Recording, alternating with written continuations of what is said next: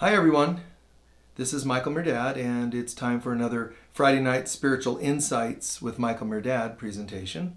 Thanks for joining us.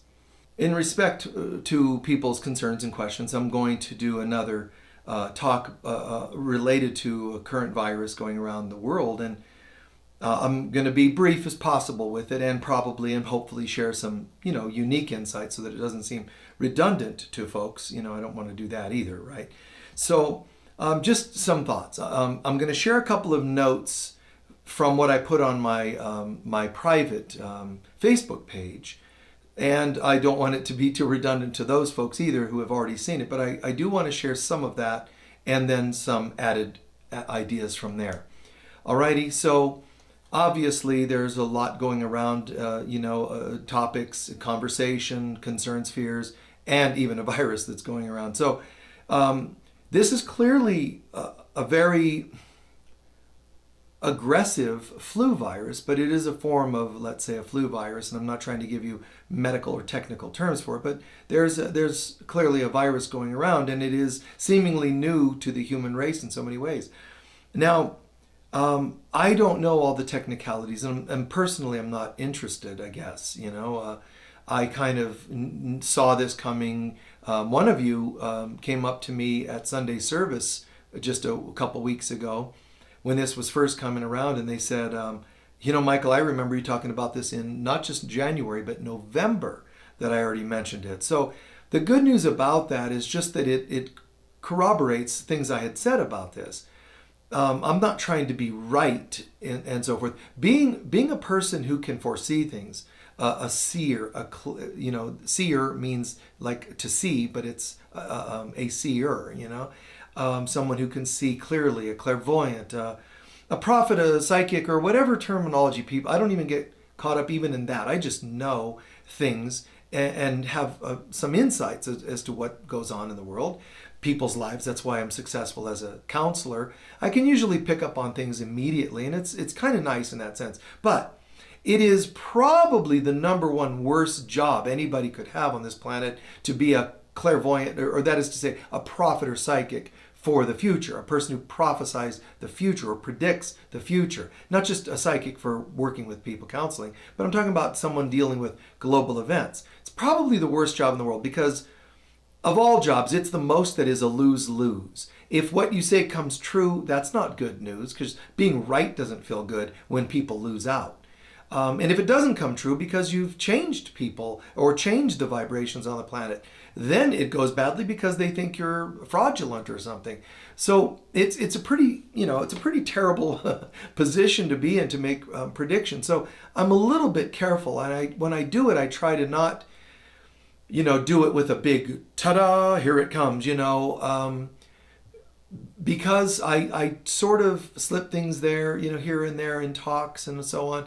But sometimes I do say at the beginning or end of a year, okay, here's what the next year is going to manifest. And yeah, this year it's about lessons related to root chakra, lessons related to health issues and finances, as I said. And when this first came out, the virus, at least more well known, it was maybe not even clear to people that finances would be affected yet. And for some people, it is being affected. That doesn't mean we all need to panic or anything.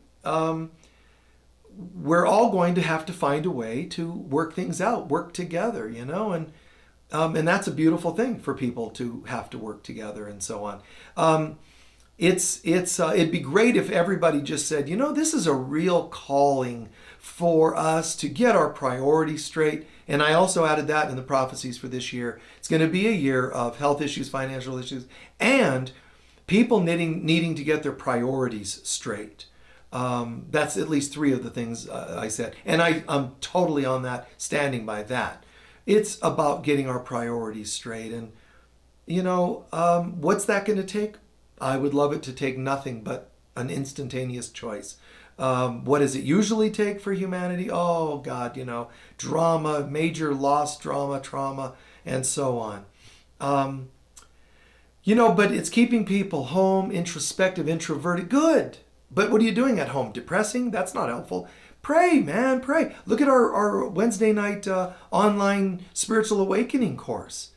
It's great, man. This is perfect to be practicing that. And I think that it's relevant. I believe that part of our role, because everybody is co-creating anything that goes on, especially planetarily. So I don't have any doubt that even people that are doing courses like this are assigned something that's part of God's plan. God has nothing to do with this virus. It's not like God's going, oh, let's get these people all upset.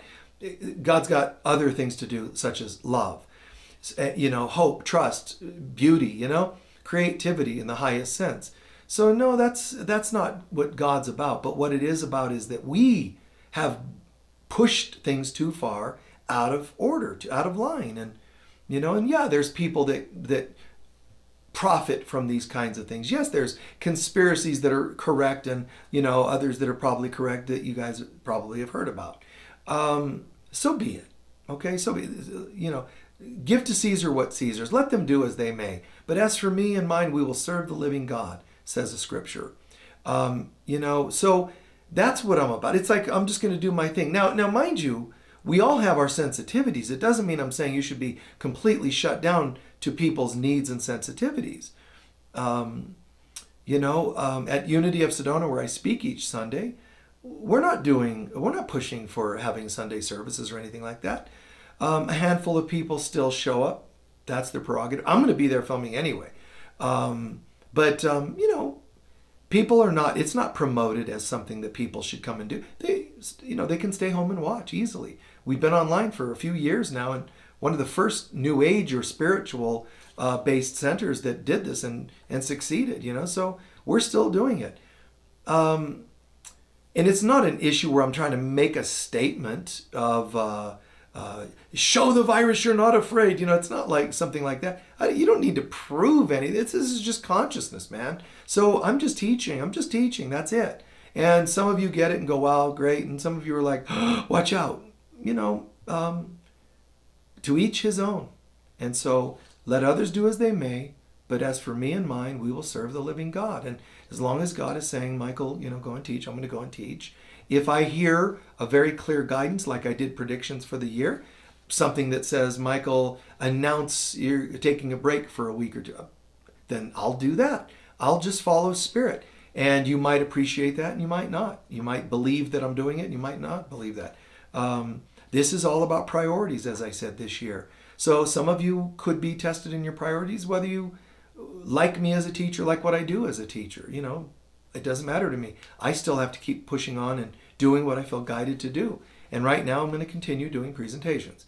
So one thing I wrote to my Facebook group was, one of the biggest mistakes people are making with this is an opinion. Don't assume this is like I'm pushing it or preaching it on you that you have to believe it. I'm just telling you where I'm at with this. One of the biggest mistakes being made is that people are walking around trying to avoid catching it. That's a good idea. That's a good thing.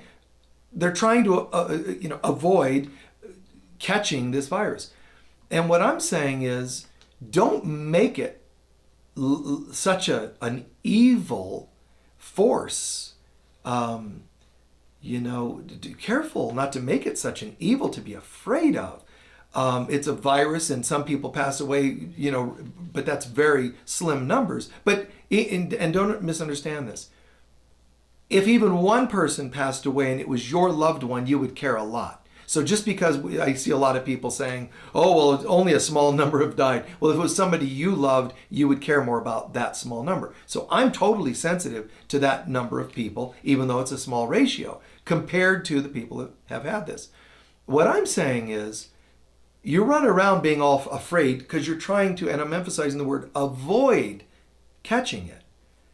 I'm telling you, even if it's undiagnosed or even if clinically they can try to prove me wrong, I'm telling you that at least a quarter of the population on this planet already have it. And within a matter of weeks or a few months, half of the people on the planet are going to have it. And the positive news to that is that having it will help you build resistance to it. But also, it's going to help the human race build systems put into place systems to deal with things like this in the future, because there will be things like this in the future, but far, far more extreme. So I don't know if that makes sense to you all, but I'm just telling you, I'm very clear that at least a quarter of the population already has it. They might think only 500,000, I'm just throwing out a number, have it. And that might be an accurate estimation. I could be, that's not the point. I'm just using a number. 500,000, they could say, have had this. I think it kind of brings a laughter inside of me, because this isn't 500,000. This is already a couple billion that they just don't realize yet, because it's something in the air. It's a vibration in the air. There's something happening. This is not like just a little something. People were terrified when AIDS came out. That affected the whole planet. But not everybody had AIDS. But people started, well, what if I get it? That person looked at me as though kind of a come on. I wonder if you can get it from looks.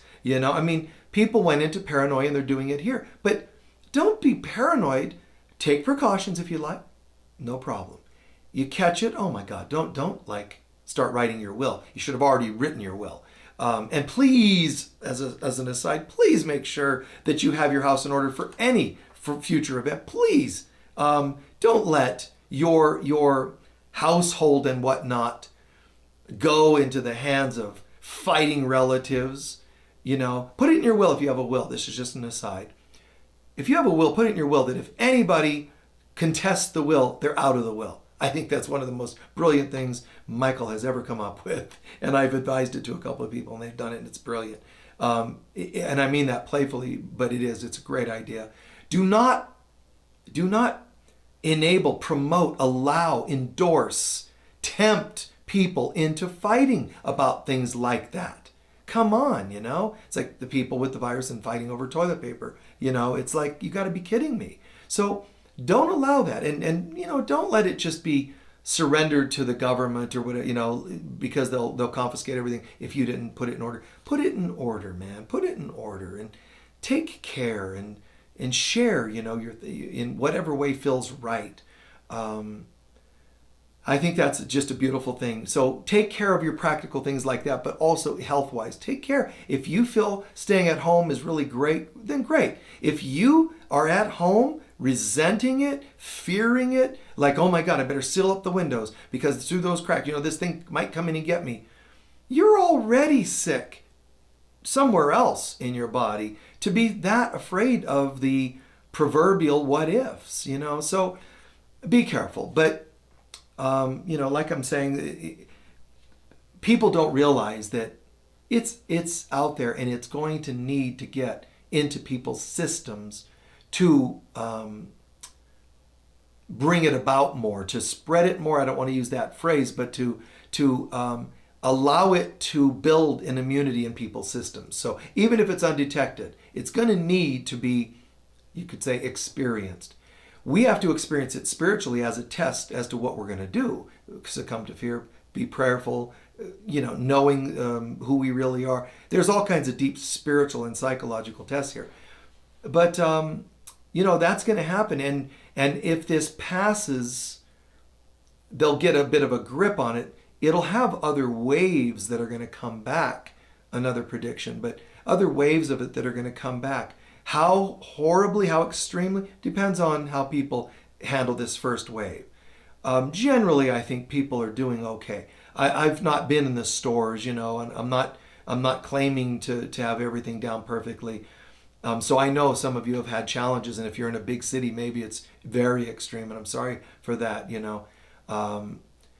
But this is this world, and I would recommend people get away from big cities in the first place. Coastlines especially, but that's another prophecy I've shared somewhere down the road. But this was never going to last just a few days. This was never going to, the reason people thought that, they were hoping it. They were thinking, I would like all my problems to not really be there. Like, I'm going to wish it away, So that whole notion of it'll be gone in a few days or whatever, it'll blow right over, was never going to happen. Once it was evident that it was a virus like it was at all, people should have just got a clue. Now, at that point, when they started saying, watch out, it sounds like we're being paranoid. When other people are saying, ignore it, that's an opposite extreme. Somewhere in the middle is, oh, okay, got it. There's something going on, and might want to be prepared. And I would tell you to consider being prepared for future instances and incidents, to just have provisions, in your home, or however you can do that. I just recommend that for down the road, so that not just so you can hoard up and get your AKA, I think they call it, machine gun, and watch the neighbors in case they're coming to take the toilet paper.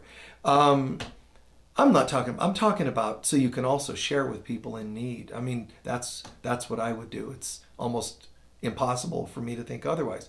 Now, I have two stashes of things. One of my beloved students here in Sedona, oh my God, surprised me with, because a few people asked, is there anything you need? I have, you should see, my house, like all my kitchen cupboards are empty, except, because I don't have pots and pans. I think I have 30 cupboards or 40 cupboards or something, drawers and all that in kitchen. Just a normal, like full kitchen. But I think I only have things in like 5 of them. I have 1 pot, 1 pan, etc. So I don't think people need to have multiples of everything, other than essentials or whatever your ratio would be, whatever ratio would be right for you. My refrigerator, when you open it, half is completely empty, first of all, door and inside. But the other half, I've got a dozen sodas or something like that. I've got just a few cheeses, I like that, and some breads and simple things. But the one stash food that I have in my freezer's packed. I happen to have an outside garage freezer that I inherited at some point from somebody, and it's large sarcophagus looking thing. And one of you so kindly brought me, and I think the number is like 40 or 50 frozen pizzas. So that was so wonderful. I do like 1 a day, so that was wonderful. So that's all I needed. And I mean that partly in humor. I'm not trying to take away frozen pizzas from starving people around Sedona. The stores here are fairly equipped, I think, from what I gather. And so it's all fine, but it was partly for fun and partly that they did it and partly just in such love and support. So if you appreciate that, great. If you don't, you should watch somebody else. But I have one other stash. As several of you know, I have a stash of Girl Scout cookies. My God, I have a couple crates cases of those. Now, there's one thing I want to say about that, which is it appeared as a vision to me in my heart that if I don't buy as many cases of these Girl Scout cookies as possible, these poor children could get arrested for hoarding Girl Scout cookies if it becomes a law. So it's for them. I just heard a voice, Michael, do it for the Girl Scouts. And I just said, consider it done, Lord. So I got myself a couple cases again of Girl Scout cookies. Anyway, moving on. This virus is likely going to be on people's minds and spoken from their lips probably for a few years. But more extreme things than this will come. Maybe 10 years from now. But some more extreme things will come. And mind you, how we handle this is all of our prayers and all of our goodness that we really have in us could really alleviate or completely erase any of the future prophecies about this world. But in case it's not obvious, this world is not the real world, and it's going to go someday. You can say, oh no, science, astronomers and physicists and whatever, they say that, the world will last forever or billions of more years. The sun will last X number of billions of more years. No, no, no, no, no, no. None of that's true. That's true based on their probabilities and possibilities based on physics. Physics is also an illusion. So you can't count on it to be your source of information. People don't realize it. They think physics and laws of science are solid, like those are the textbooks. And then that's not like gossip magazines in comparison. No, no, no. They're illusions, and they're just as much the National Enquirer gossip magazines as anything else. They're still trying to be based on, excitation and based on what they're saying. The insight they're giving you is kind of cool and unique, and nobody knows, but guess what? Here's the new science evidence, and it's all an illusion. If it was real, then how come it keeps changing? How can the laws keep changing? How can medical laws keep changing? It's all just silly. God is all that matters. God is all that's real, and God is all that matters. So I just say, get your house in order. Yes, legally, wills and all that, but inside, first and foremost. Man, spend more time developing a relationship with God. And I'm going to say one more thing on that. And that is, your relationship with God is all that really matters in terms of relationships. Other than you have to take that relationship and bring it into your personal relationships, including the one with yourself. So you're a hypocrite if you claim to have a wonderful, loving relationship with God, but not with others. So that's very clear. Relationship is the first priority. And that's why we have a function on planet Earth, which is to learn forgiveness. And it's relationship, whether it's with God, self, or others, that's going to be the avenue or the arena to practice your number one gift. Your number one gift would not be to learn to levitate. It will not be to live an extra 50 years. None of that matters. What matters is love and forgiveness. So that's what people are being tested to pass as a test. It's what they're being tested on. And are you going to graduate or not? So we've got to practice that. And this world is, within this current generation, people are going to see the beginning to the end of things as we know it. I'm not saying this to scare everybody. You should be like, hey, man, I'm looking forward to it. In the meantime, practice love and forgiveness, be a true spiritual warrior, which doesn't mean I can't wait to get what I want. Look at how popular the getting system became. Look at how popular 10, 20 years ago. Some of you people and others out there got really excited about how the process of how the mind creates. Okay, congratulations. The mind can manifest. But people got all excited about this whole process of, the concepts of manifestation and abundance. And think about this. How is that helping? So let's pretend 10, 20 years ago you practiced some of that and you manifested an extra car. Whoa, good for you. How is that happening now when you're stuck in your house? Which more and more could be mandated, as time goes by. But how is that helping you exactly? So, you got yourself another house. You got 5 houses now. Well, how does that help? Well, I have a summer house, a winter house, etc. God, how does it help?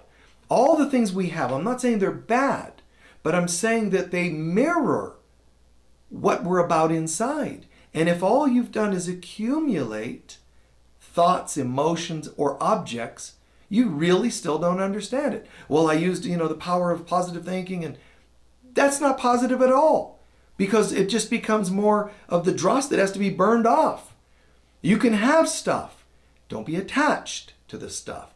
Don't be prideful. Pride cometh before a fall. And this nation and the world, it's all prideful. And one other good thing about this kind of a thing going on is it also makes less likely that people want to start wars right now because they're distracted with other concerns. And I see that as well. That might be kind of a positive thing. It's all a matter of perspective. But God, this whole, the millions and millions of dollars made off, and it could be hundreds of millions, And it could be more than that, that was made off of this whole abundance scheme. Some of it's important and true that people understand your thoughts create. I get that. But it was made into another getting mechanism. And God is not at all about forgetting. It's about forgiving. How did you manifest things that you could give? How many people did you share with, give to when you got your new stuff? I'm not claiming to be perfect at anything at all in this world, but I just know that my intention is there to do better and better. I help out and volunteer at things, estate sales in the area, and when we do those, it's part of the vibe to try to give. You can tell sometimes families that have less show up and they look at things, and even though they're priced lower than other estate sale companies, which is beautiful, you can tell, they don't have anything. And, that guy who makes a living doing handyman work is looking at that, whatever, let's say drill or something that's marked for $20 or something. And, you say, you can have it for 10. I don't know that person's going to include you in their prayers tonight. They might. And sometimes you just say, you can have it for free.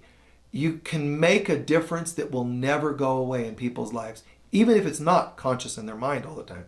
You'll make a difference. One $10 difference, $20 difference, and it speaks to them completely. How is that not more important? You manifested this company, let's say, that somebody runs, and you manifested being I volunteer there. So I'm part of that. What was the purpose of manifesting that? To get more money? No, I volunteer. So why do I do it? Because it's a major avenue for giving.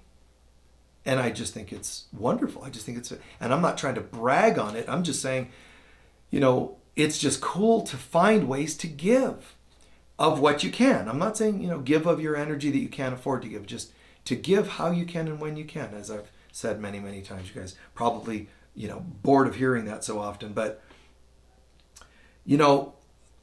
we're going to have to be vigilant and play the game, follow some rules.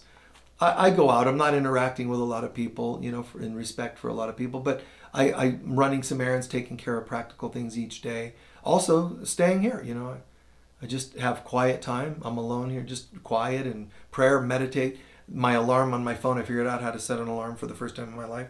Another thing that this taught me. Set my alarm and, goes off every 15 minutes to do prayer meditation, exercises. Sit in my hot tub each day for half an hour or so, prayer, meditation time. And I did all that. I did hot tub all the time anyway. I do it a lot to either do sessions from there or do it to kind of just have quiet time or whatever I'm needing to do, or phone calls to whomever, friends and business. Here's a funny story though. So I'm in the hot tub yesterday and I'm having some really nice kind of deep experience meditating. And then I could hear, and there's nobody else that could be here. My backyard's gated and all that. And I hear footsteps. And I'm like, wow, that's so vivid. I can hear. I can just feel and hear those steps. And I'm like, well, and they're not like on gravel that would be around my house or next door a neighbor or whatever. And I hear these thump thump footsteps. And I'm like, wow, I can hear that. I'm trying to tune in while staying meditative, also tuning in, what's that about? Then I hear hello, and I'm like, wow, very vivid. Hello. Wow. And I hear, sorry to interrupt you, and I'm like, you're not interrupting, Lord, or whatever, right? And then I'm like, and I turn around and there's this guy standing over me. He's in an orange jacket, bright orange, and a hard hat. And he says, I'm here from the electric company and we're checking electrical wires and trees. And do you mind if I look at your yard? And I'm like, well, you're looking at me. I'm sitting in my hot tub naked as I usually am. And I'm like, so I guess looking around the yard won't be too much of a problem now. So I kind of kept it light if I could, but anyway, probably too much information. So moving on. The last few things I want to share on this, keep things light, keep some things light, guys. Worrying, fearing, obsessing, hoarding, unless it's to save the Girl Scouts. And I mean, truly hoarding in fear is not healthy. And you can say, well, it's fine for you because you live in an area that seems to be supplied. But why did I create that? If you live in a place that's more fearful and they don't have as much because of population numbers, why do you live there? Why not go somewhere else? I mean, don't try to blame and shame people who aren't as afraid as you might be. Try to, first of all, surrender the fear to God and let it be transformed. Second of all, stop living in a place that might trigger as much fear or around as many people or whatever it is that might be a trigger for you. But if you have other questions about this, I might add to it somewhere along the line or somewhere. I don't know, in this Friday night broadcast, I don't know. I don't want to be redundant. So I don't want to do part 15, and so on, like some horror movies have done, I'm not interested in being, Halloween the 89th or whatever those movies that did that. I'm not. I'd rather be concise and share what I can in one video. However, I've done this one brief conversation during a talk a few weeks ago when this first hit. Then last week I did more of a tirade. I think it was last week or the week before, more of an official tirade. And then this last week I'm doing it again. So there's going to be 2 or 3 and maybe max 4. That depends on how many questions you folks ask. But I think I've covered most of it. If you're asking now what other predictions, some of you aren't going to be coming from the right place. To say, Michael, what else might come down the pike? What else might happen? I've told you in different talks. So I don't want this to become like Nostradamus is laughed at by a lot of people. But every time something horrible happens on the planet, there's suddenly all kinds of important specials on him on TV, standard TV, cable TV, whatever. All of a sudden people are interested, and all of a sudden there's new books out every time that one of his timelines comes around. Everybody suddenly is interested. I'm not interested in being one of those to people, convenient followers or whatever. I'm not interested in that. I like folks to be sincere, and I like to be sincere and help where and when I can. So I've told you before. I hope that someday, if not on earth, it'll just be in higher levels. I'm going to manifest a place called Edenshire and make it a place that we can produce more and foods and things to help people during times of tribulation or struggle. But challenging times are going to come. And I just recommend that you all just, maybe keep your spiritual priorities straight. Keep watching here. Please donate when you can, how you can. If the funds to be able to go online dry up and we lose this, that's kind of a drag, isn't it? So keep that as long as you can. Get your spiritual priorities straight. That's why the Bible and so many teachers and teachings have said what tithing is about. Tithing means that we take a portion. Typically, traditionally, it's a tenth. But you take a portion of all your income, and that, whether that income's an inheritance, cashing in on an insurance policy, a 401k, whatever they call it, all these different things, anything that you receive as an income, to give a portion to what you consider a source of God to you. Meaning, you can't give it to God itself, but what is serving as a source like God to you? What is helping you keep hope and faith and trust and encouragement and inspiration? Not just through challenging times, even through standard days. Give something. When I was a kid, I didn't really know what to give it to, so I gave it to, like the Edgar Cayce Foundation because I loved his work. I don't do that anymore, but I did at that time. So figuring out what, where, and what you can give it to, make it something spiritual. Don't like, I'm going to give it to a local charity. That's different. Give another portion to a charity if you want. Don't confuse tithing and giving back to God or something spiritual for these other things. Don't put those in its place. Try to keep it about a spiritual source, your spiritual center. For some people, the only place they gather or get any inspiration or whatever might be a yoga center. But don't make an excuse to not give somewhere. Do it to a yoga center if that's all you've got for your deepest form of spiritual food, we'll call it. Give back to God. The Mayans used to give a portion of the field, the fruits from the field, the harvest. They would put a portion on the altar. Not because God literally needs it. It's not like some weird superstitious God that's going to devour that food on the altar and go yummy, yummy, It's more like a statement of consciousness. God, I know that all that I have and all that can multiplies because of my continuing connection to you. So you're essentially my source. But since I can't directly give back materially, I can give back in my mind, in my heart, and in my way of, even when I give to something materially like spiritual teacher or a spiritual author or spiritual center, my synagogue, my church, whatever it is, when I give, just my intention to say thank you is already multiplying my consciousness to attract more. There isn't a banker in heaven doing the calculations and literally funding you 10% becomes, tenfold. It's consciousness. It really is just consciousness. So please keep your consciousness open. Give and make it a tithing. You can do that at your church. You can do my ministry if you like, Foundation for Christ Consciousness. You can become a monthly pledger, member, whatever, and you don't have to either. You can also just donate once or every time, whatever works for you for these presentations.